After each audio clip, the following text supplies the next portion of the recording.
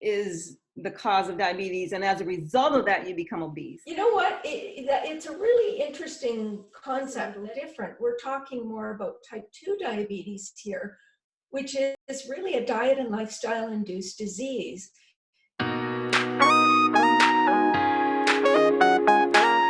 Brenda Davis is with me today, and she's a registered dietitian, and she's a leader in her field and a much sought after, internationally acclaimed speaker at medical and health conferences around the world.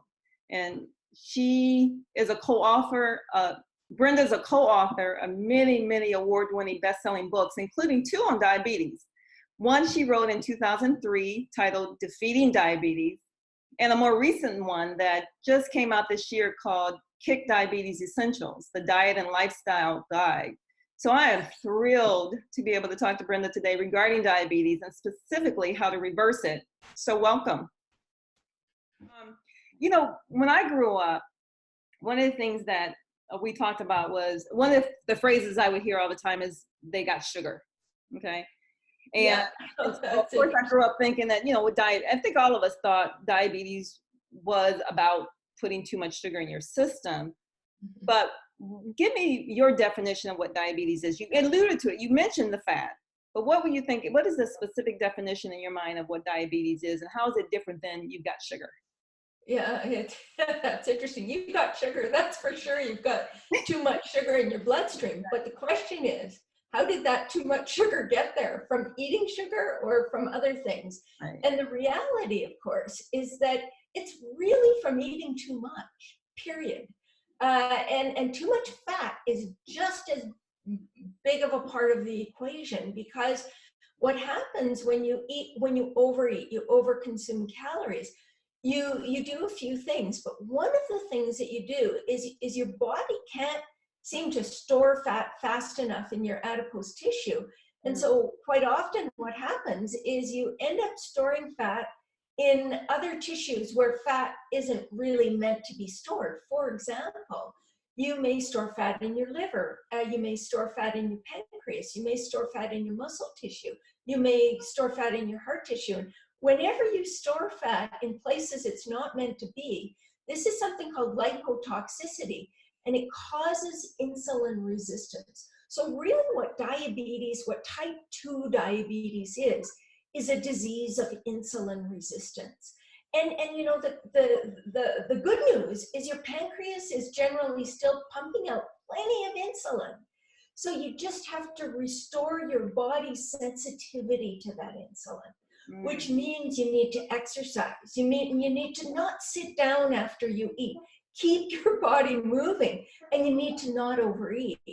And in fact, you need to lose the sort of the excess weight that your body's been storing, and that will help to restore your insulin sensitivity. But there are other things as well. There, you know, you want to reduce oxidative stress, you want to reduce inflammation, you want to get your gut microbiome healthy, because when your gut microbiome's unhealthy, you're producing all of these, you know, these inflammatory compounds that fuel insulin resistance.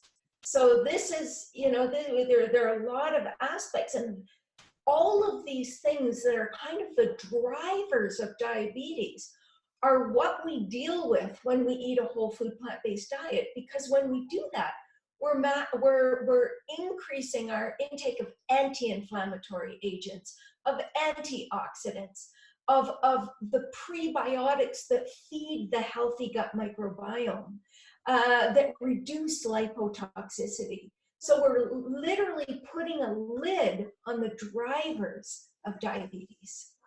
Huh. Well, do you think that, you know, we talk about obesity, we talk about the fat, and I know that you have a greater risk of developing type 2 diabetes when you're obese. So, and you may have answered this question, but do you believe that obesity, is that a symptom, or is it, you know, or a cause of diabetes? Is it the result of diabetes, or is it really the cause of it? Or is it a combination? What do you think? It's one of the causes. It's one of the big contributing factors. That's why most people with type 2 diabetes are overweight, because the overweight is what causes, you know, the insulin resistance, really. So it's kind of like to me though, the catch-22 is like, which comes first? Because isn't it that if you are putting the, if you're putting the wrong things in your body that stores fat, that is the cause of diabetes, and as a result of that, you become obese, versus. You know what? It's a really interesting concept that it's true that there are certain things in foods that can contribute definitely to obesity because they fuel inflammation, because they cause oxidative stress, because all of these things.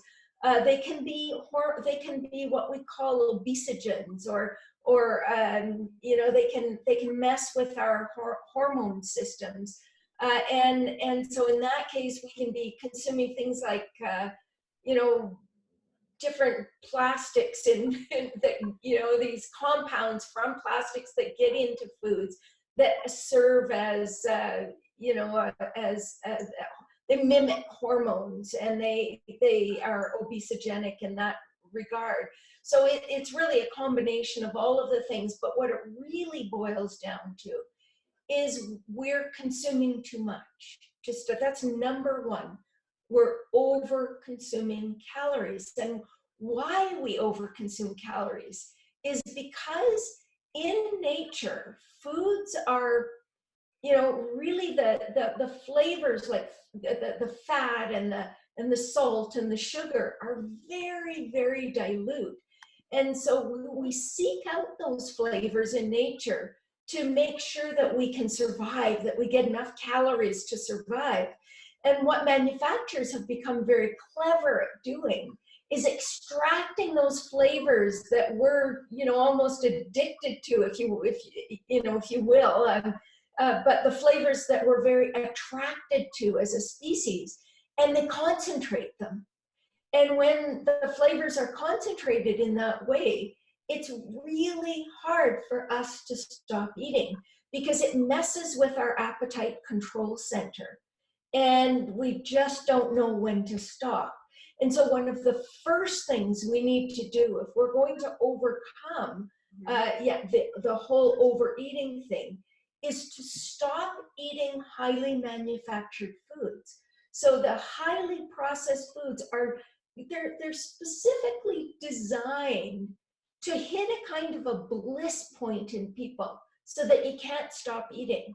So the only way to overcome that is to stop eating those foods. So you want to be eating food in a form that is as close to how it is grown as possible. So for example, with fruits and vegetables, you're wanting to eat fresh or steamed fruits and vegetables, just fruits fresh, vegetables raw or steamed, or cooked very lightly. Grains, this is one of the things that has really messed us up, because we take grains, we remove almost everything of value to human health, turn the grains into, like wheat, into white flour. And of course, nobody eats a bowl of white flour. What do you do before you eat the white flour? Well, you add the sugar and salt and fat and preservatives and chemicals, and then you eat the white flour as donuts or crackers or cookies or cakes or whatever baked goods, breads and cereals and so on. And what we need to get back to is eating the grain almost as it's picked off the plant. We're eating barley, we're eating kamut berries or wheat berries, we're making, oat groats or steel cut oats, and in forms that are very minimally processed. So we want to reduce our intake of the flour products. These are really easy to overeat. I've done some research in a place called the Marshall Islands, where people are quite food insecure, and which means they don't have a lot of money to purchase whatever food they want. And they end up living on ramen noodles and sticky white rice with, Spam on top, and the sweetest drinks that are cheap that they can find. And that kind of diet is really, I couldn't design a diet to induce diabetes better than that kind of diet. and so it really boils down to the level of processed foods and you know, the amount of exercise people are doing. And so it's one of the things that we learned in the Marshall Islands that I think everybody can take home is that when we had people walk after they ate, even if it was for 15 or 20 minutes or even 10 minutes, it made a massive difference in their blood sugar after meals. And so, because what happens is you're able to use up the sugar without necessarily having insulin sensitivity. And so if people do, you know, even very little else, move after you eat as much as possible. Stay tuned. Also, please do me a favor and click on the subscribe button below so you can receive notices of my postings of upcoming videos as we go forward together on this journey to rollback diabetes.